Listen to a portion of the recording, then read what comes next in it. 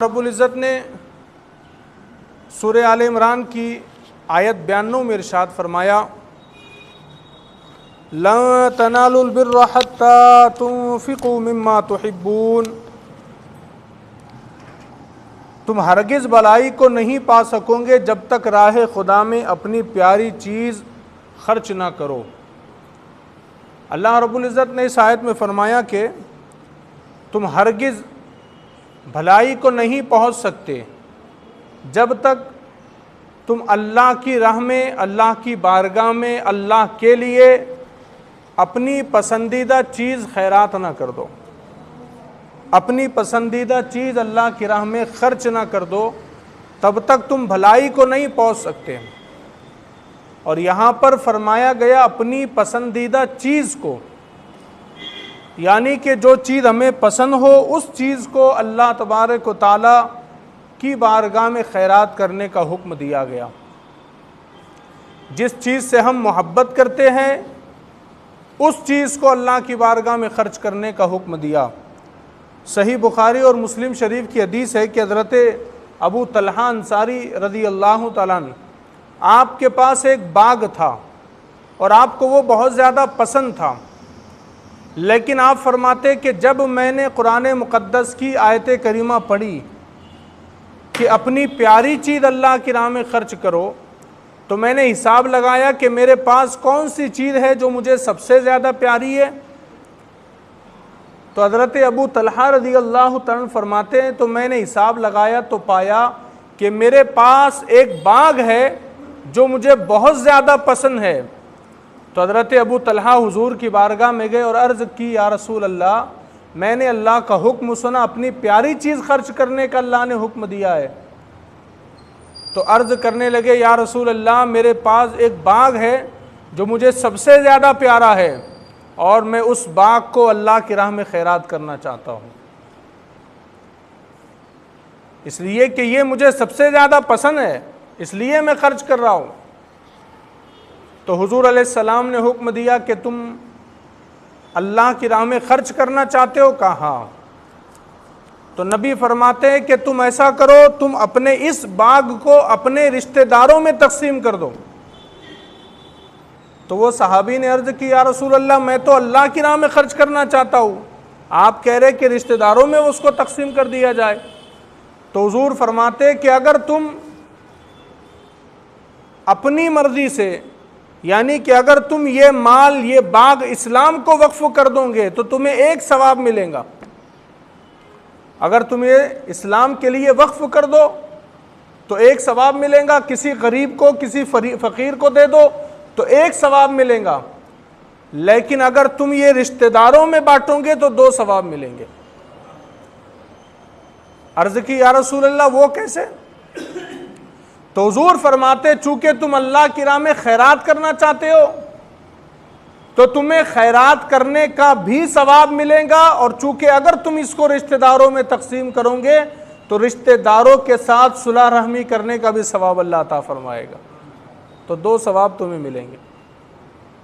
تو وہ جذبہ تھا صحابہ کا کہ وہ اللہ کی راہ میں سب سے زیادہ پسندیدہ چیز کو خیرات کرتے تھے، سب سے زیادہ محبوب چیز کو خیرات کرتے تھے۔ تو اللہ نے فرمایا کہ تم بھلائی کو نہیں پہنچ سکتے جب تک کہ تم اپنا وہ مال جو تمہیں پسند ہو راہ خدا میں خرچ نہ کر دو۔ حضرت زید بن حارثہ کا بھی اسی طرح کا واقعہ ہے۔ حضرت زید بن حارثہ رضی اللہ تعالیٰ عنہ کے پاس ایک گھوڑا تھا، وہ آپ کو بڑا پسند تھا، لیکن جب آپ نے قرآن کی آیت پڑھی لَن تَنَالُوا الْبِرَّ حَتَّى تُنْفِقُوا مِمَّا تُحِبُّونَ، کہ تم ہرگز بھلائی کو نہیں پہنچ سکتے اس وقت تک کہ تم اپنی پسندیدہ چیز اللہ کی راہ میں خیرات نہ کرو، حضرت زید بن حارثہ نبی کی بارگاہ میں گئے اور عرض کی یا رسول اللہ، یہ گھوڑا مجھے سب سے زیادہ پسند ہے لیکن میں نے یہ اللہ کی راہ میں دے دیا ہے۔ تو حضور علیہ الصلوۃ والتسلیم نے ان کے بیٹے کو بلایا، اور ان کے بیٹے کو بلانے کے بعد حضور صلی اللہ تعالیٰ علیہ وسلم نے وہ گھوڑا حضرت زید کے بیٹے اسامہ کو عطا کر دیا۔ تو اس طرح سے انہوں نے اپنا پسندیدہ گھوڑا بھی اللہ کی راہ میں خیرات کر دیا، اور یہ مصطفیٰ کا کرم ہے کہ حضور نے باپ سے گھوڑا لے کر کے بیٹے کو عطا کر دیا۔ تو یہ طریقہ ہے اللہ کی راہ میں خرچ کرنے کا۔ بلکہ حضرت عمر بن عبدالعزیز رحمۃ اللہ علیہ، بڑی عظیم شخصیت گزری ہے، حضرت عمر بن عبدالعزیز رحمۃ اللہ علیہ، آپ کو شکر بہت زیادہ پسند تھی، شکر سے آپ کو بڑی محبت تھی، شکر زیادہ کھایا کرتے تھے حضرت عمر بن عبدالعزیز۔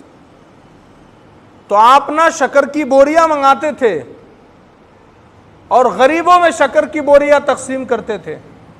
تو ایک دن آپ کے غلام نے آپ سے کہا کہ آقا، آپ اتنا شکر لوگوں کو تقسیم کرتے ہیں، تو اس سے تو بہتر یہ ہے کہ آپ شکر دینے کی بجائے شکر کی قیمت لوگوں کو دے دے، وہ زیادہ بہتر ہے۔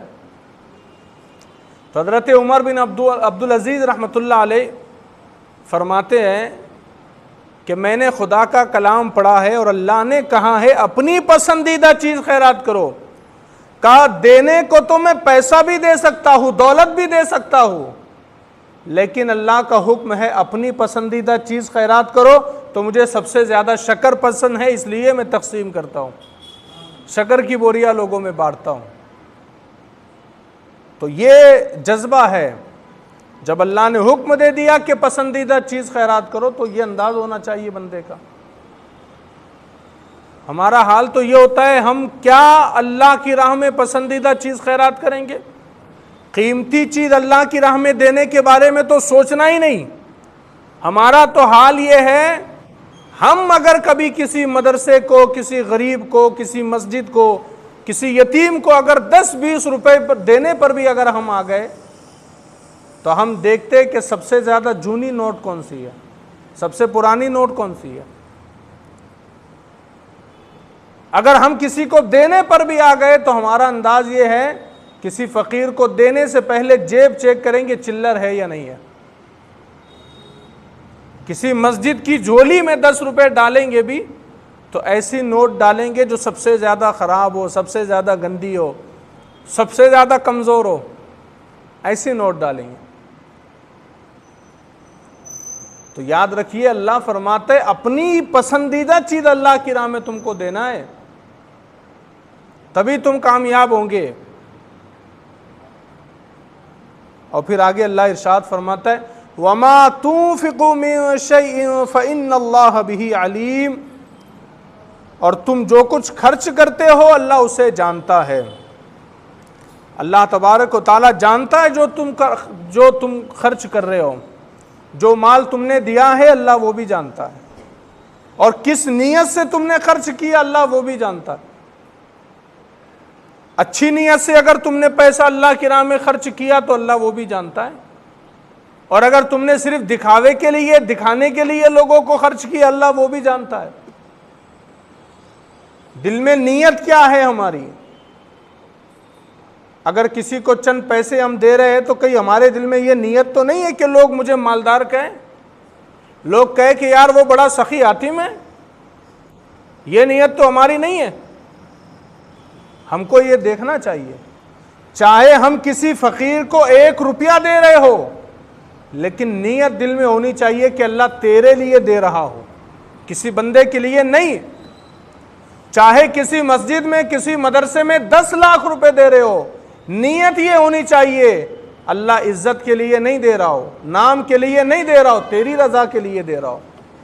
یہ انداز ہونا چاہیے ہمارا، مقصد اللہ کی رضا ہو، لوگوں کو دکھانے کے لیے نہیں کہ لوگ مجھے مالدار کہے، سیٹ کہے، فلاں کہے، غنی کہے، سخی کہے، نہیں۔ اور اگر کوئی تھوڑے بہت پیسے خرچ بھی کر دے تو پھر وہ اپنے آپ کو ایسے سمجھتا ہے جیسے کہ بہت بڑا غنی ہے، وہ اس نے تو پوری دنیا کو اسی نے پالا ہوا ہے۔ میں آپ کو بتاؤں، حضرت سیدنا امام حسن مجتبی رضی اللہ تعالیٰ کا حال یہ تھا، مدینے کے 400 گھروں کی ذمہ داری حضرت امام حسن مجتبی نے لی تھی۔ 400 گھر چلاتے تھے حضرت امام حسن مجتبی، ان کے پورے مہینے کا راشن ان تک پہنچاتے تھے۔ لیکن اچانک کیا ہوا کہ حضرت امام حسن مجتبیٰ کا انتقال ہو گیا تو وہ 400 گھر اب پریشان ہو گئے کہ اب ہم کو جہاں سے آتا تھا وہ آ نہیں رہا، اس لیے کہ کوئی جانتا بھی نہیں تھا کہ دینے والا کون ہے۔ امام حسن مجتبیٰ نے کبھی ظاہر ہی نہیں ہونے دیا کہ میں 400 لوگوں کو کھلا رہا ہوں، 400 گھروں کو کھلا رہا ہوں۔ نہ وہ لوگوں کو پتا چلا کہ کون ہمارے گھر میں لا کر اناج ڈال کر چلا جاتا ہے، کون ہم تک یہ کھانا پہنچاتا ہے، ضرورت کی چیزیں پہنچاتا ہے، پتہ نہیں چلا کسی کو۔ لیکن جب حضرت امام حسن مجتبیٰ کا وصال ہوا نا، شہادت جب آپ کی ہوئی، تب 400 گھر پریشان ہو گئے۔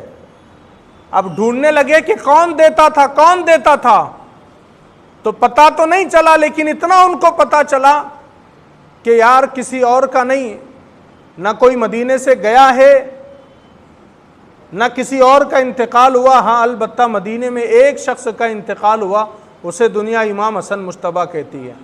تو وہ لوگ سمجھ گئے کہ ہمارا کھانے پینے کا انتظام کوئی اور نہیں کرتا تھا، امام حسن مجتبیٰ کرتے تھے۔ تو یہ حال تھا بزرگوں کا کہ وہ دیتے بھی تھے تو کسی کو محسوس نہیں ہونے دیتے تھے۔ ہم تو یہاں 500 روپے کی نوٹ اگر غنیمت سے کسی کو دے دیے تو یوں لگتا ہے جیسے کہ ہم نے تو حاتم طائی کی قبر پہ لات مار دی ہو، اتنے بڑے سخی ہم بن گئے۔ تو فرمایا کہ تم جو دیتے ہو وہ اللہ جانتا ہے، اللہ کے لیے وہ ساری چیزیں ظاہر ہے، اس سے چھپی بھی نہیں ہے۔